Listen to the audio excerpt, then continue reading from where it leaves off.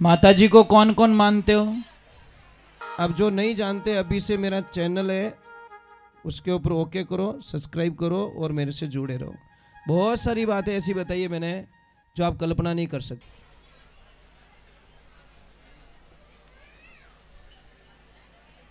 दुनिया में अजूबे कितने हैं? पक्का? अगर कोई 8वां बोल दे तो है ना? कौन? बस समझ गया। 8वें अजूबे में आपको क्यों बोला गया है पता है?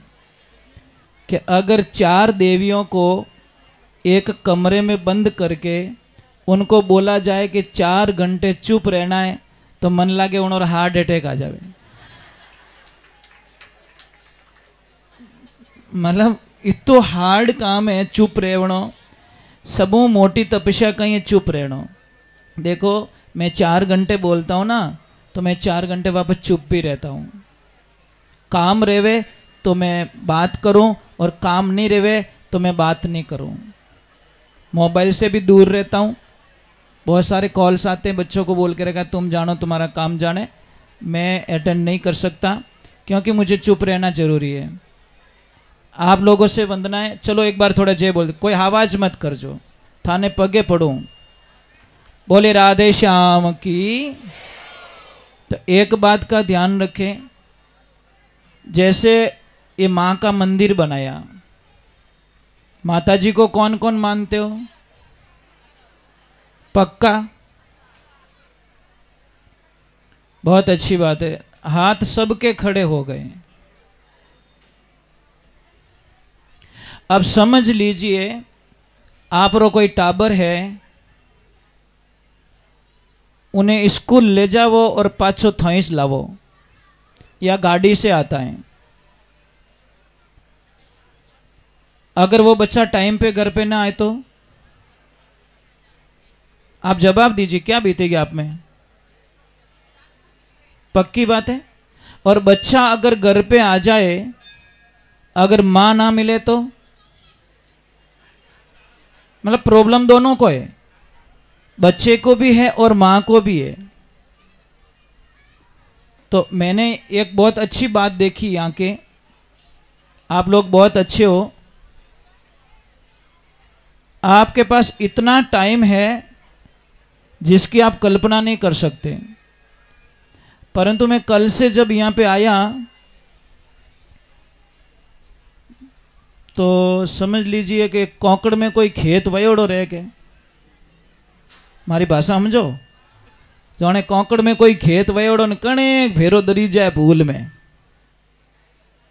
ऐसा मत करो भाई, मेरी भाषा समझ जाओ तो, और समझ में आई गिरे तो बढ़िया बात है, नहीं आई तो राम राम। कहने रो मतलब कहीं है, आप यहाँ मंदिर क्यों नहीं आते हो? मैं डायरेक्टली भाषा में कह रहा हूं, क्यों मंदिर नहीं आते? एक काम करजो, दुकान करजो, 5 करोड़ रो माल भरजो और मूंड वेचने खोलजो कि मारे तो आज मन नहीं है, मने टाइम नहीं है, मैं दुकान नहीं खोलूं, पचर ले को लाख 12,000 की कर रहे। समझ में आ रही है नहीं आपको? मंदिर आपने बना दिया बहुत महंगा, करोड़ों रुपए खर्च कर दिए, पर मंदिर में आने का टाइम नहीं है।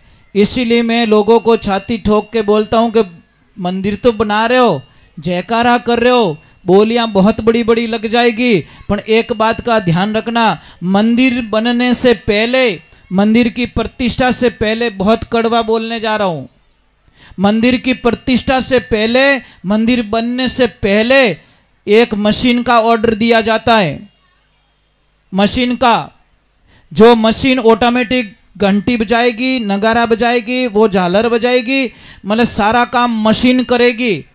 पुजारी जी जाने, अब मशीन जाने, और माता जी जाने, मारे अटे टोंग फसानी रे तो मैं घणो ही आऊं, परंतु मैं अटे अच्छा काम रे वास्ते मैं नहीं आऊं। क्या दिक्कत है तुम्हारी? क्या प्रॉब्लम्स है? आप क्यों मंदिर नहीं आते? क्यों इस जगह को अकेली छोड़ देते हो? ये अच्छी बात नहीं है। इसीलिए ध्यान रखो, हमारे आश्रम पे गाय हैं, हम किसी के भरोसे नहीं है, हम सेवा खुद करते हैं। मैं खुद गाया रा पोटा ने को, खुद गाया ने पानी पाऊं, खुद गाया ने चरावन वास्ते जाऊं। मैं कि नहीं भरोसे नहीं रहूं। मैं अब आया हूं तो मेरी लक्ष्मी जी को वहां छोड़ के आया हूं कि आप गायें चराओ। समझ में आ रहा है कि नहीं आ रहा है? तो आपको मंदिर आने का टाइम नहीं है, और मंदिर आओ, अपने बच्चों को लाने का टाइम नहीं है। कम से कम रविवार को तो आ जाओ, एक दिन तो निकाल दो। मैं नहीं कहता डेली आ जाओ, एक दिन तो निकालो भैया, माँ के चरणों में अपने बच्चों को लेके आओ। समझ में आ रही ना? आरती खुद गानी चाहिए। आरती कैसेट वाली आरती मत बजवाओ, बड़ा अशुभ संकेत है साहब। एक काम करना, आप शादी करते हो, शादी में एक रिमोट भेज दो, वो रोबोट क्यों थारो बींद इना तो फेरा खाई जानो, घरे आई जीजे इन्हें भेज दूं, विदेश में हूं थारो बींद। करते हो कभी ऐसा? नहीं करते। फेरा खाओ ने कड़ा आगे आगे जाओ। समझ में आ रहा कि नहीं आ रहा है? जब आप खाना खाते हो तो किसी और को बोल दो तू खा ले, मैं पास में देखूंगा, मेरा पेट भर जाएगा। थाली लेवन में तो ऊंचो रेन पड़े। तो मैं आपसे वंदना कर रहा हूं। मैंने कल से यहां पे एक अनुभव कर, क्योंकि मैं जिस भूमि पे जाता हूं मुझे ऑटोमेटिक पता चल जाता है। तो मुझे एक संकेत मिला, यहाँ का ये जगह है ना इतनी पॉजिटिविटी की है, मतलब एनर्जी बहुत है यहाँ पे, पावर बहुत है, मतलब प्लस पॉइंट है। और ऐसा प्लस पॉइंट है, अगर आपको विश्वास नहीं है तो एक सौगंध खा लो आज से कि मैं एक वर्ष में कम से कम 108 बार मां के मंदिर की परिक्रमा करके जाऊंगा। देखना आपका कल्याण हो जाएगा।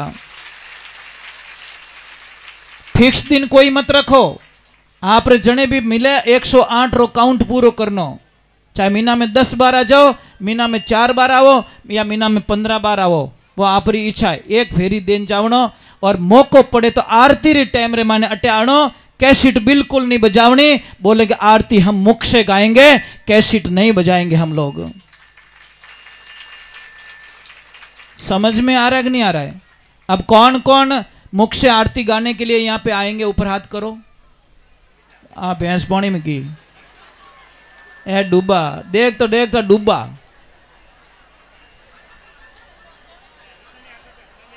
इन गेट रहा हमें नजर किनी किनी है, माऊ भाई ना किने किने आ रही है।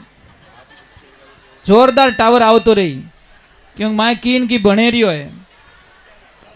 बस ये फर्क है। बस भाई नजदीक है वो तो आ सकते हैं ना।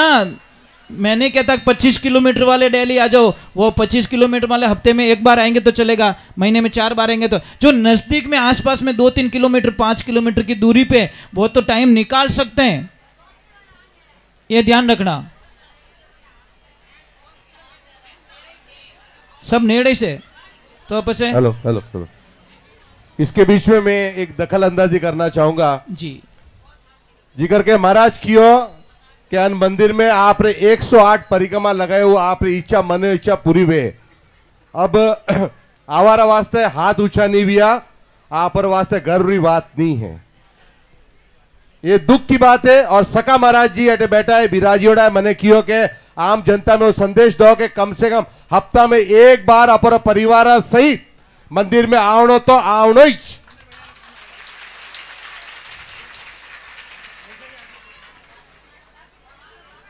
देखो एक चीज बोलूं, इन टाबर रे कोई लेन देन नहीं है, तो ये उबो रेन दोनों हाथ ऊंचा कर दिया, मतलब कुल मिला के कुछ करेगा। तो आओगे ना, अब तो आओगे, इतना रिक्वेस्ट किया, अब तो आओगे, वापस ऊपर हाथ करो अभी। बस हमें जी हो रो कर दियो। वीडियो वाला भाई साहब ताको राग जो ऊंचो फोड़, आनी बदल जावे पास वीडियो बता सको तो वीडियो ऊंचो हाथ करियोड़ो है। चलो एक बार जय बोलते, बोलिए श्री भगवान की। आवाज बिल्कुल ना करें, शांति का वातावरण। ये बात मैंने क्यों कही कि आप एक बच्चे को जन्म दे के छोड़ नहीं सकते, उसकी हिफाजत करते हो, उसकी पढ़ाई लिखाई कराते हो, उसका पूरा खर्चा उठाते हो, 20 वर्ष तक शायद आप उसकी हिफाजत करते हो। तो मंदिर बना के राजी होने में कोई मतलब नहीं है।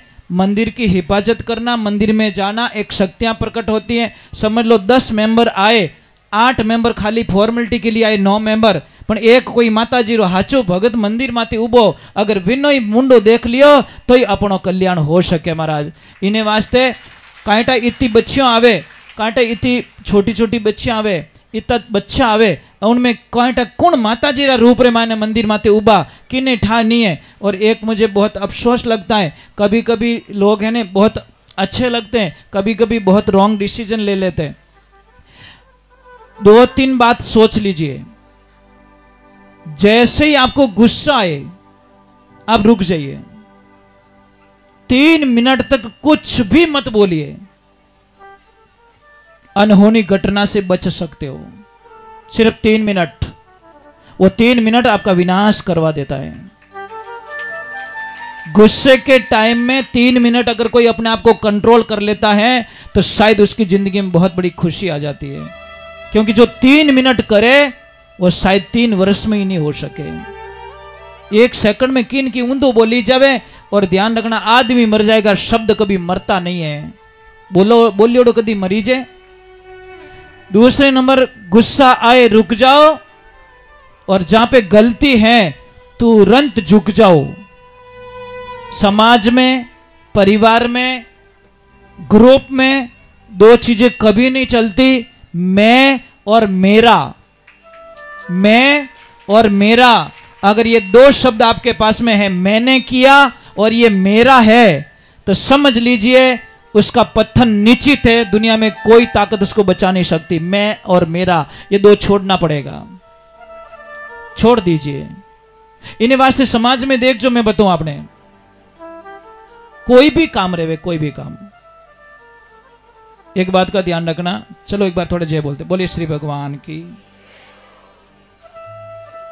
किसी के घर में एक बच्ची का जन्म होता है, वो आदमी इतने पैसे वाला था जिसकी आप कल्पना नहीं कर सकते हो, परंतु औलाद नहीं थी। 17 से 18 वर्ष बाद में उसके घर में बच्ची का जन्म होता है।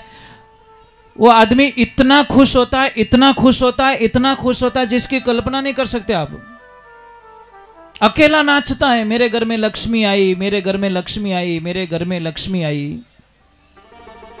जब वो लड़की बड़ी हो जाती है, थोड़ी लेट सेट आना शुरू होती है, मां से बराबर बात नहीं करती, पापा को सही जवाब नहीं देती, तो उसकी मां पूछती है, बेटा कम से कम पूछ के तो जाया कर, तू कटे जावे, किनू मिले, किन करने जावे, तू कहवे कोने। तो वाकई कहवे, प्लीज मम नॉट डिस्टर्ब मी, मेरी जिंदगी में इंटरफेयर कभी मत करो, मुझे जीने दो, मैं जी रही हूं।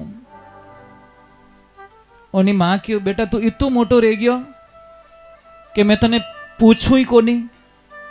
और एक बात का ध्यान रखना, जिन बच्चों से अगर माता पिता डर रहे हैं तो समझ लीजिए ऐसी औलाद तो नहीं होवे तो भी बढ़िया है।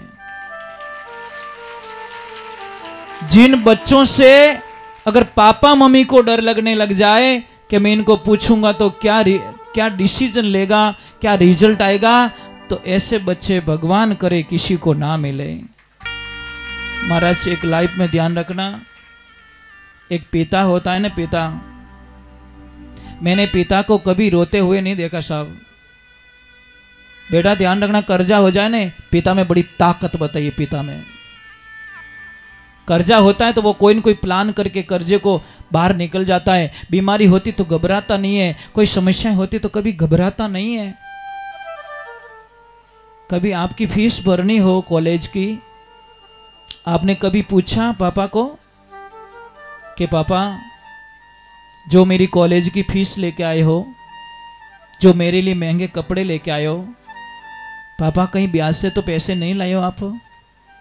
माँ कसम इतने बच्चे बैठे हैं, मुझे बता दीजिए किसी बच्चे ने आज दिन तक पापा को पूछा कभी कि पापा कहीं ब्याज तो नहीं भर रहे हो, मेरी खुशियों के खातिर आप कहीं कर्जे में तो नहीं डूब रहे हो, कहीं मेरी मौज मस्ती आपकी बर्बादी के रास्ते में तो नहीं धकेल रही है? बच्चे ने कभी नहीं पूछा पापा मुझे चाहिए मुझे चाहिए। और पिता देखो कितना सरल होता है, बच्चों की हर ख्वाहिश पूरी करने के लिए खुद की खुशियां कुर्बान कर देता है। साहब उसको पिता कहा जाता है। अरे जिस दिन पिता की भाषा समझ में आ जाएगी उस दिन आप जंग जीत जाओगे। एक बात का ध्यान रखना, जब बेटी बड़ी हो गई, बेटी को पूछा, माँ पूछा बेटा क्या कर रही है। बेटी ने पूछा कि मैं किसी लड़के से प्यार करती हूँ, मैं उससे शादी करना चाहती हूँ। तो पिताजी ने उसको बोला कि बेटा मेरा समाज में कोई नाम है, मेरी समाज में कोई लेवल है, मेरा कुछ है समाज में बैठा। तो वो बोल रही क्या दिया तुम्हारे समाज ने मुझे, मैं नहीं मानती समाज को, मैं जिससे प्यार करती हूँ मैं उससे शादी करूंगी। पिता ने बोला नहीं मानेगी कि नहीं, नहीं मानेगी कि नहीं। पिताजी ने बोला ठीक है। रात का टाइम, ये सत्य घटना बता रहा हूं मैं, जिसको एड्रेस चाहिए मैं भी बता दूंगा आपको। और जैसी रात का समय हुआ, देखो आदमी को कर्जे से कभी आदमी मरता नहीं है गारंटी, पर जिंदगी में कोई नीचा ना दिखा दे वहां मर जाता है। मैंने कई पिताओं को देखा है कि पिता की जिंदगी में रोता नहीं, पर जिस दिन उसकी लाडली ससुराल जाती ना साहब, उस दिन अपने पापा को देखना बस। दुनिया का कोई पिता ऐसा नहीं है जिस दिन अपनी राजकुमारी को ससुराल जाते देखे और उसकी आंखों में आंसू ना आए। इसे हजारों लोग यहां बैठे हैं जो अपनी बेटी के ससुराल जाने पर रोए। महाराज ये कभी नहीं रोए, कर्जे से रोए नहीं, बीमारी से रोए नहीं, कोई समस्याओं से रोए नहीं, पर उस दिन जरूर रोए, क्योंकि पिता सबसे बड़ा कमजोर अपनी बेटी के सामने होता है। पिता एक ही कहता है मेरी बेटी की आंखों में आंसू ना हो, बस मेरी बेटी को कोई तकलीफ ना हो। पिता बड़ा कमजोर हो जाता है। तो पिता को नहीं मानती वो बच्ची। पिता रात के समय चिट्ठी लिखता है और जाता है और ट्रेन की पटरी के ऊपर जाके अपनी अंतिम लीला समाप्त कर लेता है। सेकंड डे जब पता चलता है, चिट्ठी मिलती है, उस बेटी को धन्यवाद देके मरता है कि बेटा मुझे क्या बता था कि तू मेरी मौत बन के मेरी जिंदगी में लौटेगी। अरे जब तूने जन्म लिया था मैंने पूरे गांव को 7 दिन भोजन नहीं बनाने दिया, क्योंकि मेरे घर में एक राजकुमारी आई है और वही राजकुमारी उसकी बर्बादी बन के आ गई।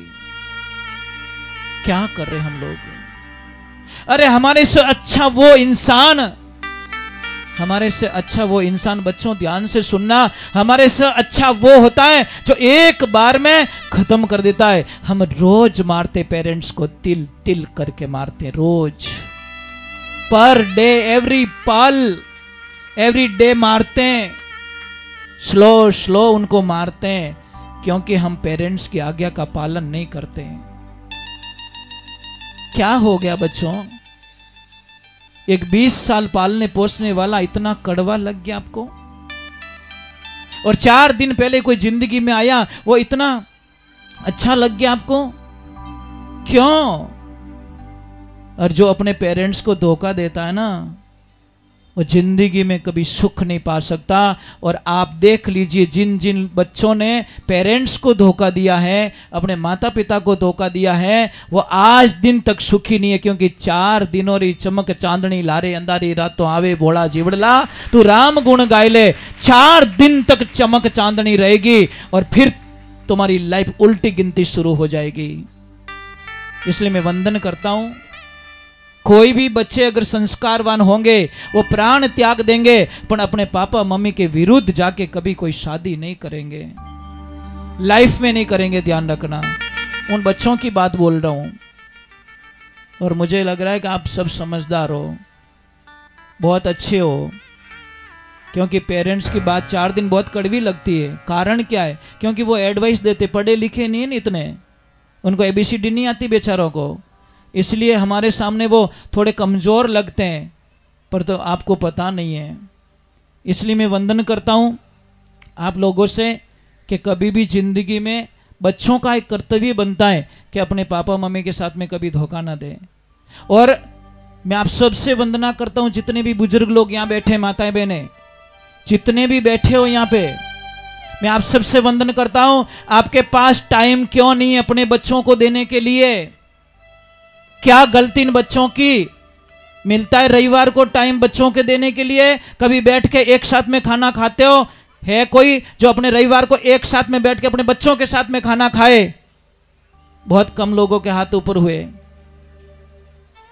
ऐसे मत कीजिए।